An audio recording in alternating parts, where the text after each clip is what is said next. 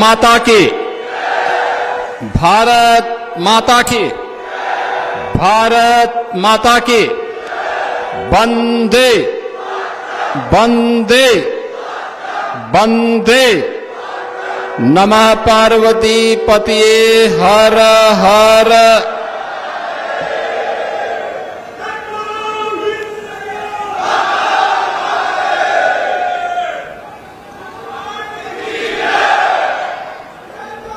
मेरठ के अंदर इंटीग्रेटेड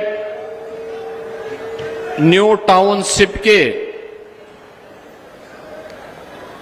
आज के शुभारंभ कार्यक्रम में मंच पर उपस्थित इस क्षेत्र के लोकप्रिय विधायक और उत्तर प्रदेश सरकार में मंत्रिमंडल के मेरे सहयोगी श्री सोमेंद्र तोमर जी, उत्तर प्रदेश सरकार में पीडब्ल्यूडी के राज्य मंत्री कुंवर ब्रजेश सिंह जी, लोकप्रिय सांसद श्री अरुण गोविल जी, राज्यसभा के माननीय सांसद डॉक्टर लक्ष्मीकांत वाजपेयी जी, माननीय सांसद श्री राजकुमार सांगवान जी, आज के इस कार्यक्रम में उपस्थित जिला पंचायत अध्यक्ष श्री गौरव चौधरी जी, महापौर हरिकांत अहलुवालिया जी, भारतीय जनता पार्टी के क्षेत्रीय अध्यक्ष श्री सत्येंद्र सिसोदिया जी, विधान परिषद के सदस्य श्री अश्वनी त्यागी जी,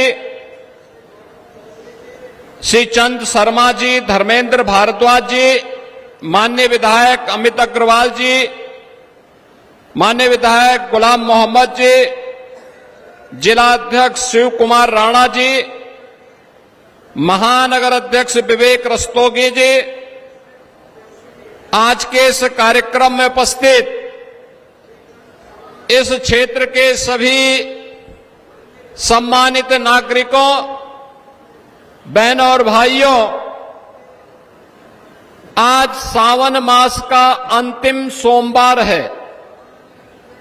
बाबा ओगढ़नाथ के श्री चरणों में नमन करते हुए इस न्यू इंटीग्रेटेड टाउनशिप स्कीम के लिए मैं आप सबको हृदय से बधाई देता हूं। बहनों और भाइयों, प्रदेश के अंदर आदरणीय प्रधानमंत्री जी के विजन के अनुरूप इंटीग्रेटेड टाउनशिप स्कीम को आगे बढ़ाने के क्रम में एनसीआर की ये दूसरी ऐसी परियोजना है जिसे आज यहां पर शुरू किया जा रहा है। याद रखना, जब भारतीय देश के यशस्वी प्रधानमंत्री जी ने देश की अर्थव्यवस्था को $5 ट्रिलियन की इकोनॉमी बनाने का लक्ष्य निर्धारित किया था, तो उस समय उत्तर प्रदेश को हम लोगों ने $1 ट्रिलियन की इकोनॉमी बनाने का एक लक्ष्य रखा। $1 ट्रिलियन की इकोनॉमी के लिए आवश्यक था कि हम अर्थव्यवस्था को गति प्रदान करने के लिए किए जाने वाले प्रयासों को एक नई गति दें, और अर्बनाइजेशन उसका एक नया माध्यम था। ये नया माध्यम को आगे बढ़ाने के लिए ही हमारी सरकार ने प्रदेश के सभी म्युनिसिपल कॉरपोरेशन, जितने भी अर्बन बॉडीज थी, डेवलपमेंट अथॉरिटीज थी, इंडस्ट्रियल अथॉरिटी थी, इन सबको इस बात के लिए धनराशि उपलब्ध करवाई कि वे अपने अपने यहां एक नई टाउनशिप स्कीम को लागू आगे करें। न्यू टाउनशिप स्कीम के अंतर्गत आज यहां पर हम लोगों के द्वारा इस बड़ी स्कीम को लॉन्च किया जा रहा है, जो 700 एकड़ से अधिक भूभाग में 750 एकड़ के अधिक भूभाग में यहां पर विकसित की जा रही है। और याद रखना, ये इंटीग्रेटेड टाउनशिप की स्कीम है। इसमें आवासीय भी होंगे, इसमें औद्योगिक भी होगा, इसमें कॉमर्शियल भी होगा। एक नया मेरठ आपको यहां पर देखने को मिलेगा। सही, सस्ता और टिकाऊ मकान की सुविधा इस टाउनशिप स्कीम के माध्यम से एनसीआर के नागरिकों को यहां मेरठ के अंदर प्राप्त होगा। आपने लोकेशन देखा होगा, रैपिड रेल से सटी हुई ये जमीन। आज मेरठ, याद करिए, ये वही मेरठ था जिसकी पहचान कभी सोतीगंज के चोरी के बाजार से होती थी।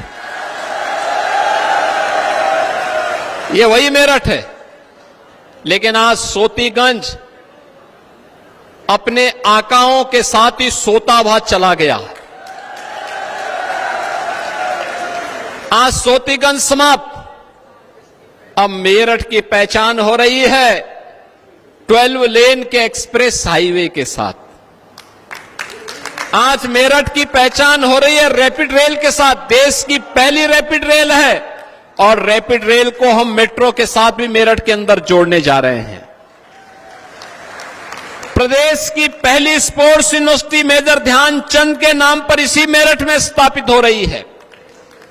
अब सोतीगंज बीते दिनों की बात हुई, अब तो मेरठ की पहचान बन रही है वन डिस्ट्रिक्ट वन प्रोडक्ट में स्पोर्ट्स आइटम के लिए। देश और दुनिया के अंदर कोई भी खिलाड़ी जब खेलता है तो स्पोर्ट्स का जो भी आइटम उसके पास होगा, वह कहीं ना कहीं से मेरठ से जरूर बनी होगी, मेरठ का उसके साथ जुड़ाव जरूर होगा।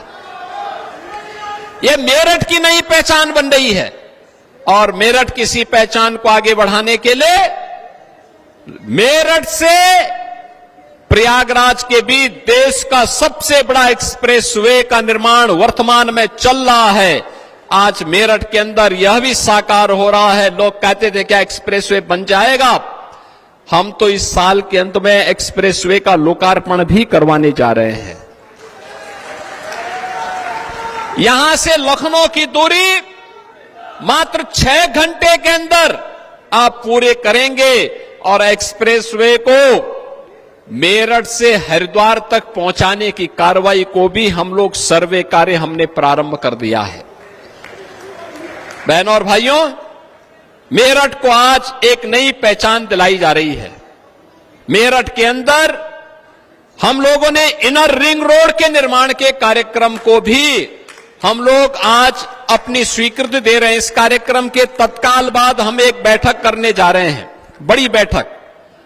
इनर रिंग रोड मेरठ की बनेगी, जो मेरठ को नई पहचान दिलाएगी विकास की। यहां पर इंटीग्रेटेड टाउनशिप के साथ साथ ये टाउनशिप ही लगभग 2,500 करोड़ की है।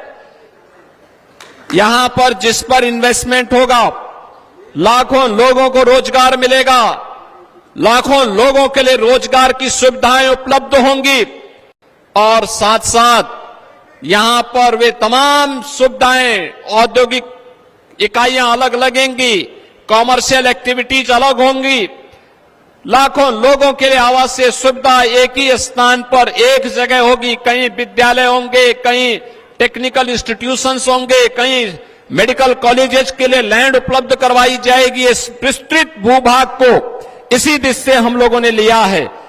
तो इंटीग्रेटेड टाउनशिप के साथ साथ जनता की सुविधा के लिए एक छत के नीचे मंडलीय कार्यालय आ जाए, मंडलायुक्त भी वहां बैठेंगे, मंडलीय स्तर के सभी अधिकारी एक छत के नीचे बैठ करके जनता की समस्या का समाधान करेंगे। आज उस कार्यालय के लिए भी हम लोग यहां कार्य करने जा रहे हैं और साथ साथ भोला की झाल पर पर्यटन सुविधाओं को आगे बढ़ाने के साथ ही यहां के मेरठ के सर्किट हाउस को भी नए सिरे से बनाने के कार्यक्रम को भी हम आगे बढ़ाने जा रहे हैं। बहनों और भाइयों, ये नया भारत है और नए भारत का नया उत्तर प्रदेश भी, जिसमें माफिया और अपराधी के लिए कोई जगह नहीं। जो उत्तर प्रदेश आज अपनी विरासत और विकास की यात्रा के लिए जाना जाता है, ये मेरठ है, क्रांति की धरा है। बाबा ओगड़नाथ की कृपा से 1857 में देश की आजादी का प्रथम बिगुल यहां पर फूंकने का काम धन सिंह कोतवाल जी के नेतृत्व में इसी धरा ने प्रारंभ किया था। याद करिए यहां के क्रांतिकारियों के बलिदान को, जो लोग जाति के नाम पर बांट करके सामाजिक ताने बाने को छिन्न भिन्न कर रहे हैं, ये सब समाज के दुश्मन हैं। ये लोग दीमक की तरह समाज को खोखला कर रहे हैं। इनसे सावधान रहने की आवश्यकता है। याद रखना, आज ये विकास इसलिए हो पा रहा है क्योंकि डबल इंजन की सरकार राष्ट्रवाद के मुद्दे पर बड़ी प्रतिबद्धता के साथ बिना भेदभाव के एक और शासन की योजना का लाभ प्रधानमंत्री मोदी जी के विजन के अनुरूप सबका साथ, सबके विकास के भाव के साथ आगे बढ़ाने का कार्य कर रही है। तो दूसरी ओर इंफ्रास्ट्रक्चर के आधुनिक विकास के कार्यक्रम के साथ आपके शहर को, आपके जनपद को प्रदेश और देश की राजधानी के साथ जोड़ने का कार्य कर रही है। क्या मेट्रो हो, क्या रैपिड रेल हो, क्या या एक्सप्रेसवे हाईवे हो, मेरठ अकेले 2-2, 3-3 एक्सप्रेसवे के साथ जुड़ चुका है। आज से 10 साल पहले कोई कल्पना करता था? 8 साल पहले कोई कल्पना करता था कि ऐसा होगा? 8 साल पहले दंगों की आग में क्षेत्र झुलसता था। ये जो दंगों को प्रश्रय देने वाले लोग हैं, यही जातिवाद को भी भड़का करके आपकी एकता को खंडित करके फिर से विकास को ग्रहण लगाना चाहते हैं। ये वही लोग हैं जो पहले स्वयं तो अपने बच्चों को विदेशों में पढ़ाते थे और जब गरीब के बच्चे के लिए सुविधा उपलब्ध होती है तो इनको बुरा लगता है। ये आज भी चाहते हैं कि भैंसा गाड़ी से ही आप यात्रा करें। ये डबल इंजन की सरकार है, आपको रैपिड रेल की सवारी करा रही है। बुलेट ट्रेन की तर्ज पर विकास की रफ्तार को भी उसी तर्ज पर आगे बढ़ाना चाहती है। और इसीलिए जब सरकार कार्य करती है तो उसके परिणाम भी आते हैं। हमारी सरकार ने तय किया है, जीरो टॉलरेंस की नीति के तहत सरकार कार्य कर रही है। अपराध और अपराधियों के प्रति सरकार की जीरो टॉलरेंस की नीति कार्य कर रही है। मैं पूछना चाहता हूं कांग्रेस से, मैं पूछना चाहता हूं समाजवादी पार्टी से, जो देश की संवैधानिक संस्थाओं पर उंगली उठा रहे हैं, मैं उनसे पूछना चाहता हूं, क्या उन्होंने कभी अपने अंतःकरण में देखने का और झांकने का प्रयास किया जब अपने स्वार्थ के लिए इन्होंने आतंकी घटनाओं को अंजाम देने और उस पर कोई कार्रवाई नहीं की थी? याद करिए मालेगांव की घटना को, कैसे उस समय निर्दोष हिंदुओं को फंसा करके देश के शीर्ष राष्ट्रवादी नेतृत्व को फंसाने की कुत्सित चेष्टा होकर के देश के अंदर आतंकवाद का नग्न तांडव करने का कुत्सित प्रयास कांग्रेस नेतृत्व की सरकार कर रही थी। कैसे कांग्रेस बेशर्मी के साथ इस कार्य को कर रही थी। पूछा जाना चाहिए कांग्रेस के लोगों को कि मालेगांव के मुद्दे पर कब कांग्रेस, जो पाप इन्होंने उस समय किया था, अपने इस पाप के लिए कांग्रेस पार्टी देशवासियों से कब माफी मांगेगी, कब वह एक और संवैधानिक संस्थाओं को गड्ढे में खड़ा करने का प्रयास करती है और दूसरी तरफ आतंकवाद के प्रति पूरी सॉफ्ट कॉर्नर रख करके उनके बचाव के लिए अनेक रणनीति तैयार करती है और तीसरी ओर समाज को जाति के नाम पर, क्षेत्र के नाम पर और भाषा के नाम पर बांटने की भी बेशर्मी कर रही है। बहनों और भाइयों, हम सबको इस बारे में ध्यान रखना होगा। जिन कारणों से इस देश के बलिदानियों को अपनी शहादत देनी पड़ी थी, उन महान क्रांतिकारियों की क्रांति धरा है मेरठ, उनका बलिदान व्यर्थ नहीं जाना चाहिए। उन्होंने देश की स्वाधीनता के लिए अपना बलिदान दिया था। उन्होंने अपने आप को बलिदान इसलिए नहीं किया था कि देश को आजादी मिले और आजादी के बाद हम जातीय सेनाएं खड़ी करके आपस में लड़ भिड़ करके फिर से देश को गुलामी की तरफ धकेले, दंगों की आग में झोंके, सोतीगंज जैसे चोर के बाजार को फिर से पनपाने का काम करें। यह तो समाजवादी पार्टी और कांग्रेस को ही मुबारक है। वे दंगा भी कराते हैं, सोतीगंज के अपराधियों को भी चरण वंदना करते हैं, उनको पनपाते भी हैं, हर माफिया और हर गुंडे को प्रश्रय देते हैं। यही तो अंतर है। भारतीय जनता पार्टी की डबल इंजन सरकार बनी, वन डिस्ट्रिक्ट वन प्रोडक्ट में मेरठ ने स्पोर्ट्स आइटम के माध्यम से अपनी पहचान बनाई और समाजवादी पार्टी की सरकार के समय वन डिस्ट्रिक्ट वन माफिया में सोतीगंज ने भी अपना स्थान बनाया था। ये उनकी पहचान थी और हमारी पहचान विकास की है, खुशहाली की है, समृद्धि की है।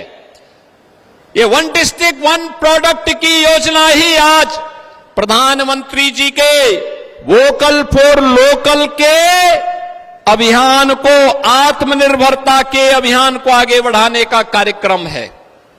प्रधानमंत्री जी ने अभी 2 अगस्त को देशवासियों का आह्वान किया है। हमें वर्तमान की चुनौती से जूझने के लिए स्वदेशी को अपनाना होगा। याद करना, पर्व और त्योहार आ रहे हैं। रक्षाबंधन 9 को आएगा। हमारी सरकार ने तय किया है 8, 9 और 10 अगस्त को उत्तर प्रदेश परिवहन निगम और नगर विकास के अंदर नगर की सेवाओं को, बस सेवाओं को हम बहनों के लिए फ्री में यातायात के लिए छोड़ेंगे। 3 दिन फ्री में उनको यातायात की सुविधा उपलब्ध करवाएंगे। उत्तर प्रदेश के अंदर बिजनौर से बलिया तक जहां भी कोई यात्रा करना चाहेगा, सहारनपुर से लेकर के सोनभद्र तक, नोएडा से लेकर के चित्रकूट तक, जहां की भी कोई यात्रा करना चाहेगा, परिवहन निगम की बसेज में आपको ये बस पर्याप्त मात्रा में मिलेंगी, सुविधाएं मिलेंगी और यातायात की सुविधा भी हम देंगे। पर्व और त्योहारों में हम लोग गिफ्ट देते हैं। याद करना, 17 के पहले जब गिफ्ट देते थे तो चीनी सामान बाजारों में पटा होता था। 17 के बाद परिवर्तन आया। आज वन डिस्ट्रिक्ट वन प्रोडक्ट का ही सामान हम लोग आज गिफ्ट में देते हैं। और आज मैं आपसे कहूंगा, फिर हम जब किसी को उपहार देते हैं, कोई सामान खरीदते हैं अपने घर के लिए, किसी को देने के लिए, हमारा प्रयास होना चाहिए कि वह हमारे घर में ही, हमारे ही जनपद में, हमारे ही देश में, हमारे कारीगर और हमारे हस्तशिल्पियों के द्वारा ही बनाया गया हो। उनके द्वारा बनाए गए सामान को अगर आप मार्केट उपलब्ध करवाएंगे, उसको खरीदेंगे, वह मुनाफा हमारे हस्तशिल्पी को, हमारे उद्यमी को, हमारे कारीगर को प्राप्त होगा। वह देश के विकास में पैसा खर्च होगा और जो विदेशों में पैसा जाएगा, चीन पैसा जाएगा या किसी अन्य देश में पैसा जाएगा, वापस आतंकवादियों के हाथों पैसा लग करके फिर विस्फोट में, भारत विरोधी गतिविधियों में खर्च होगा। अपने पैसे को अपने खिलाफ इस्तेमाल मत होने दीजिए। स्वदेशी के इस मंत्र को हम अपने जीवन का हिस्सा बनाएं। वन डिस्ट्रिक्ट वन प्रोडक्ट इसी अभियान का एक हिस्सा है। आज यहां पर मेरठ को एक नई सौगात मिल रही है, न्यू टाउनशिप की स्कीम। और न्यू टाउनशिप की स्कीम, यह स्कीम हम लोग समर्पित करेंगे अपने श्रद्धेय नेता पूर्व प्रधानमंत्री श्री अटल बिहारी वाजपेयी जी को। अटल शताब्दी के नाम पर इस टाउनशिप को हम समर्पित कर रहे हैं। 750 एकड़ से अधिक क्षेत्रफल में बनने वाली यह स्कीम एक इंटीग्रेटेड टाउनशिप की स्कीम होगी और इस स्कीम को मजबूती के साथ आगे बढ़ाना, समयबद्ध तरीके से आगे बढ़ाना। मैं उन सभी अन्नदाता किसानों का अभिनंदन करूंगा जिन्होंने इस टाउनशिप की स्कीम को आगे बढ़ाने के लिए अपना योगदान दिया है और वे लोग इस स्कीम को आगे बढ़ा करके श्रद्धेय अटल बिहारी वाजपेयी जी का स्मरण उनके शताब्दी महोत्सव के अवसर पर कर रहे हैं। आज के इस अवसर पर एक बार फिर से आप सबको रक्षाबंधन, श्री कृष्ण जन्माष्टमी के साथ ही देश की आजादी के पर्व, देश के स्वाधीनता दिवस की हृदय से बधाई और मंगलमय शुभकामनाएं आप सबके प्रति व्यक्त करते हुए मैं अपनी वाणी को विराम देता हूं। धन्यवाद। जय हिंद।